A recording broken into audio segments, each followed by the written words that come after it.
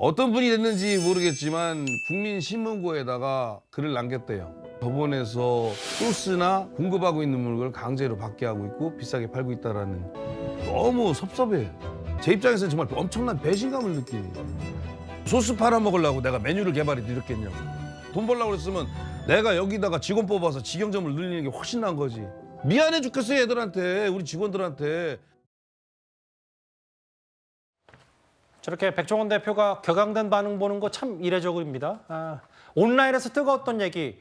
백종원 대표가 본인 고향인 예산시장 상인에게 저렇게 국민신문고로 신고를 당했다. 이 얘기입니다. 허주연 변호사님.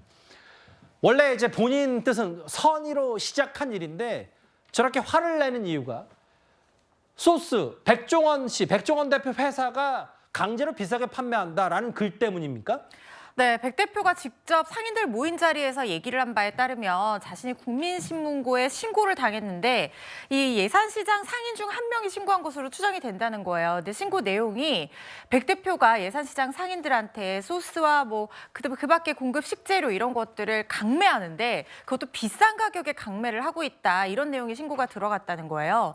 백 대표가 사실 지역시장 살리기 프로젝트로 첫 대상으로 예산시장을 선정한 것도 고향이기 때문인 것도 하지만 사실 소스를 공유를 한다는 것은 이 식음료 업계에서는 소스가 사실 거의 비법의 전부라고도 볼 수 있는데 이렇게 같이 공급을 하고 또 더본코리아 들어가는 거랑 똑같이 한다는 거는 그야말로 원팀 정신으로 하고 있다는 것으로도 느껴질 수 있을 것 같거든요. 예.